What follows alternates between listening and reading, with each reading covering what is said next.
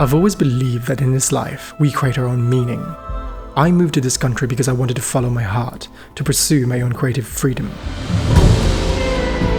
Little did I know, Portugal did not only manage to surprise me, but this place has revitalized, stimulated, and inspired me. As they say, seek and you shall find. And so I created this channel to do what I always wanted to do, to embrace what's right in front of me. To make the most of my time here, to make the most of this place I now call home. To seek its beauty, to uncover its majesty, and capture the magic of this place. And by doing so, I found a deep connection to this landscape around me. I experienced Lisbon, Porto, Coimbra, Sintra, the Algarve, and the landscapes of Douro and Alentejo. And so this journey continues. This time I'm bringing you to a place full of glorious wonders. This is the region of Beira.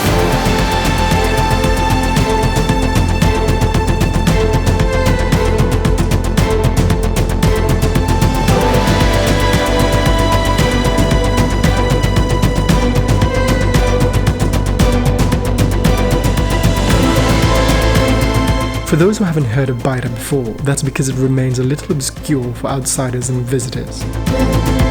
But those who dare to explore deeper and discover these lands already know that this fascinating region offers some of the most dramatic landscapes in the entire Portugal.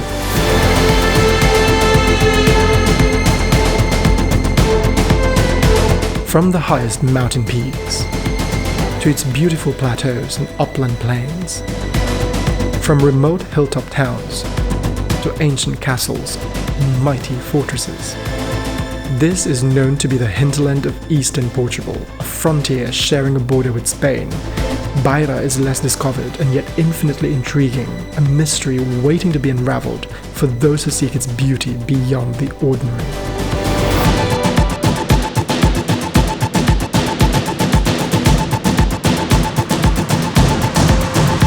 So now, let's begin by heading to continental Portugal's highest mountain peaks, the extraordinary Serra da Estrela.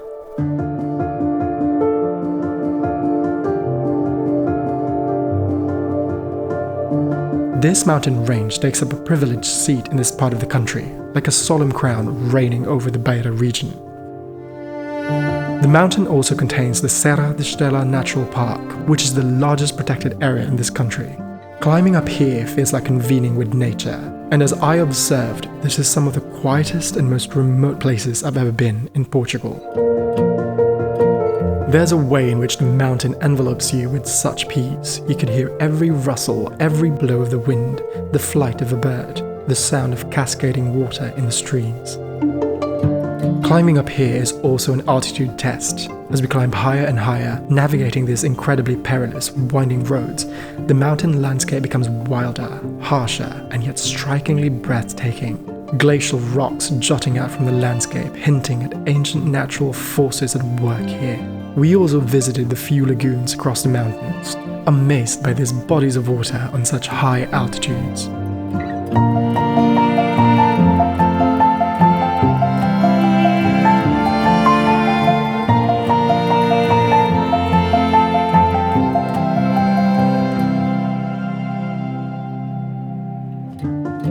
And speaking of altitude, there's a place perched along the peaks of these mountains, a historic building that stands like a watchful guardian over Cova da Beira Valley, a palatial mountain refuge that's altogether elegant, mysterious, and one that's worthy of our attention. I'm here at Pestana's Pousada da Serra da Estrela, and at 1,400 meters in altitude, this is the highest historic hotel on mainland Portugal.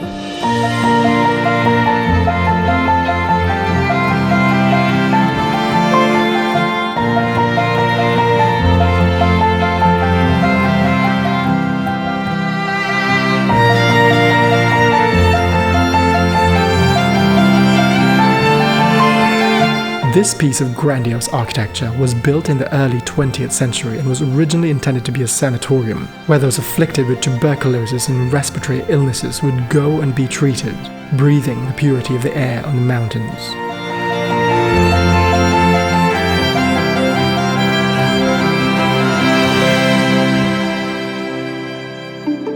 And recently, this has been restored and redefined under the tutelage of the renowned Portuguese architect Eduardo Souto de Moura, and now operated by Pestana Hotel Group as part of what they call Pousadas de Portugal, to offer an experience in a historic hotel on the highest altitudes.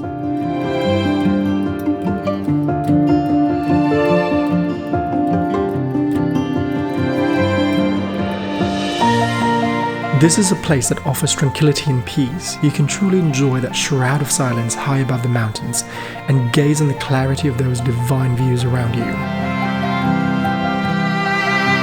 This is a place of relaxation and rest, offering spa facilities including an indoor pool, as well as an outdoor swimming pool, which is most ideal in the summer.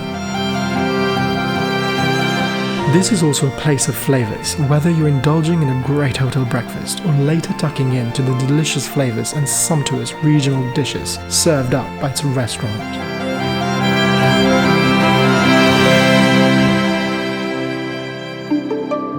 This is a place to create your memories in the tranquility of these mountains.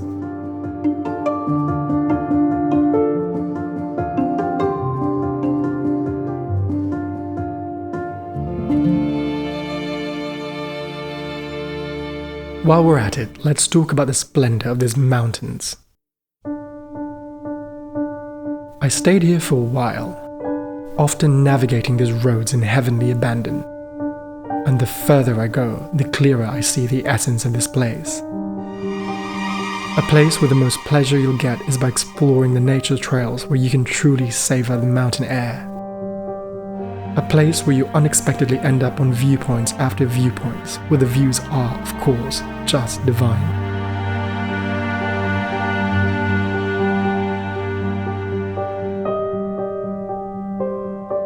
But while you're here, you have to visit the highest peak at Torre, with the abandoned observatories.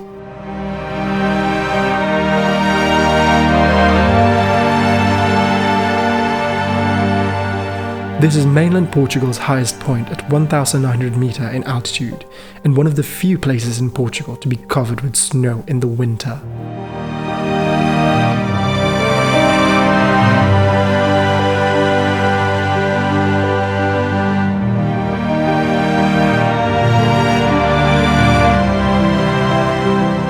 And while we were exploring these mountains, we came across this place, this village called Penhas de Saúde.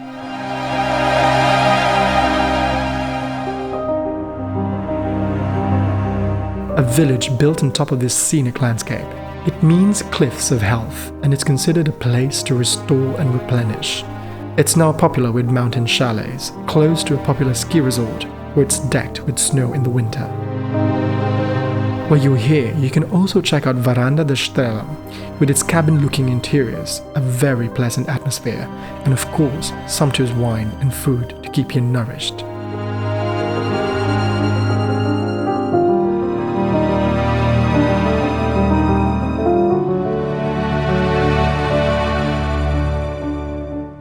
Over the course of his Beira expedition, I made it my goal to explore the several mountain cities and towns that populate this region, one of which is Covilhã, a university town and one of the major cities in Beira Baixa, a town that teeters in the slopes of Serra da Estrela. This place is also acknowledged as the native town of Pero de Covilhã, the navigator who helped establish the sea route to India taken by Vasco da Gama. This mountain city is strewn with a few charming features, including one of the most beautiful churches in the region, the Church of Santa Maria, bedecked with those hand-painted blue azulejos.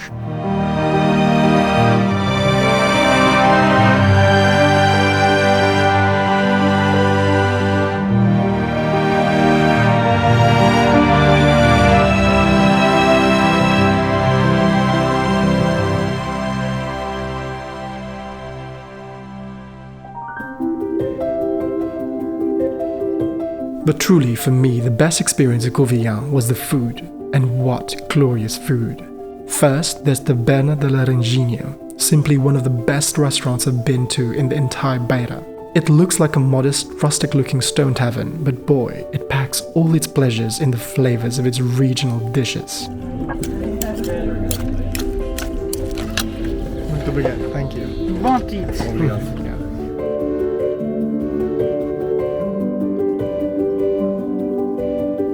Next is Alchemia, another pleasant surprise in this town, a bistro-style gourmet affair that's unexpectedly creative with its dishes, similarly drawing flavors from the mountain region.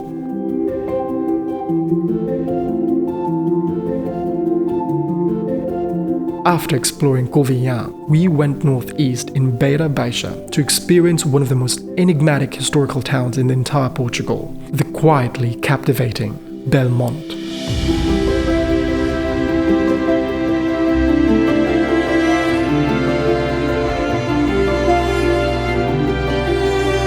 A walk around this castle town portends a rich tapestry of history woven into this place, a medieval settlement that saw its glorious peak in the 15th century when King Afonso V gave this town to the family of the Cabrals. And Castelo de Belmonte is where the Cabrals used to reside, a home that gave birth to one man named Pedro Álvares Cabral, the prominent navigator who, at the age of discoveries, accidentally arrived on the shores of the land which he named Ilha de Veracruz, now known as Brazil. And speaking of discoveries, there's the Discoveries Museum in this town, detailing the account of Portugal's voyage and arrival in Brazil, depicting its impact in all its shades of light and darkness.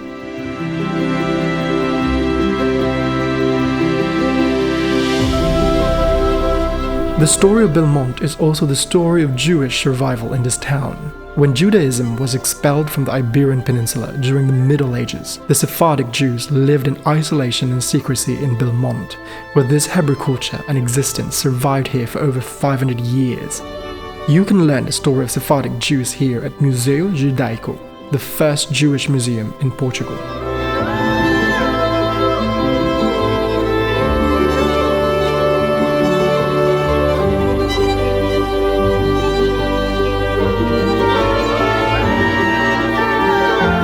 While you're in Belmonte, you can also experience the town's Roman heritage in Cantum Kelash, a mysterious Roman ruin that's withstood forces since the 1st century.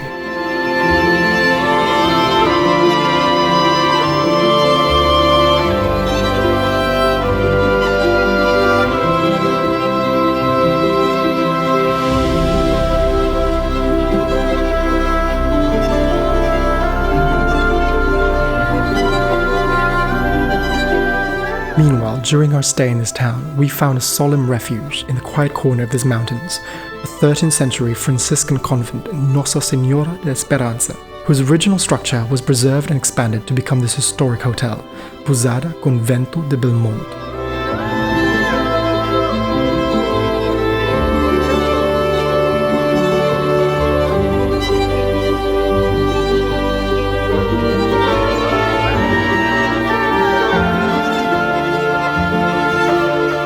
I love the rustic resplendence of this place, where they've restored the ruins of the convent, making you feel you're staying in an archaeological treasure, and yet provided with the comforts of a peaceful rural hideaway, where you can spend time in the silence of the mountains and enjoying that stunning landscape of Cova da Beira in front of you, and then the Belmonte scenery just within your reach.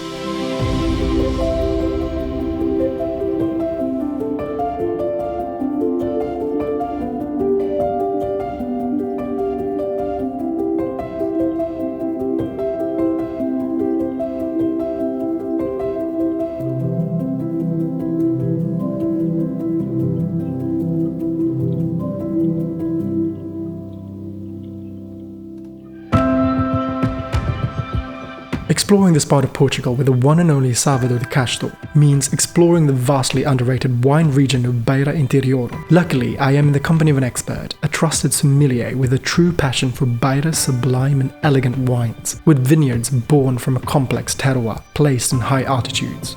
We visited the vineyards of Quinta dos Termos, located at the southern slopes of Beira Baixa, belonging to the Cova da Beira sub-region of wines, We were kindly welcomed by the amazing Pedro Carvalho, who told us the story of how his grandfather Alexandre Carvalho acquired this estate in 1945 and how Pedro's father João Carvalho cultivated this family vineyard throughout the years. Currently, Quinta dos Termos sits at 180 hectares, 60 of which are dedicated to viticulture, and have always adopted a more natural way of vinification with the most minimal chemical interventions. The result is a range of fresh, elegant, challenging and expressive wines with subtle acidity, and as Pedro claims, keeping it personal is a secret of the quality of production here at Quinta dos Termos. Today there is a trend to wines which are more fresh, more elegant, with a lesser intense color.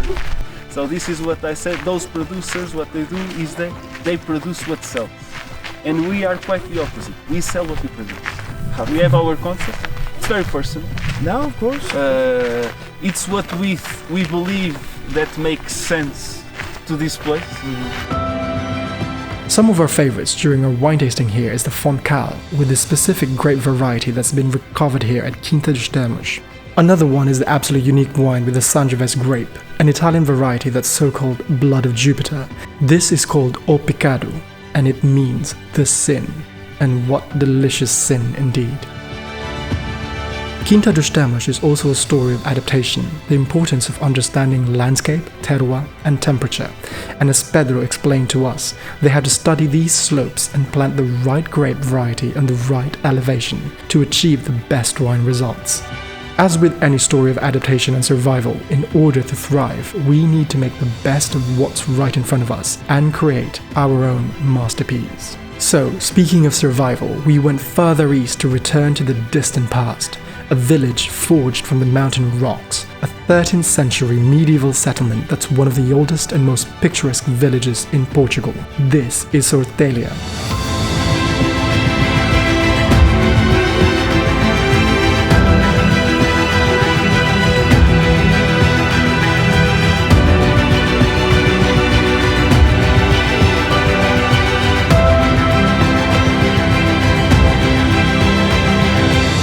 Without a doubt, this is one of the most stunning places I've been in Portugal, a village that's ostensibly stored in the amber of time, standing like a somber guardian on these mountains, persevering against the winds of change.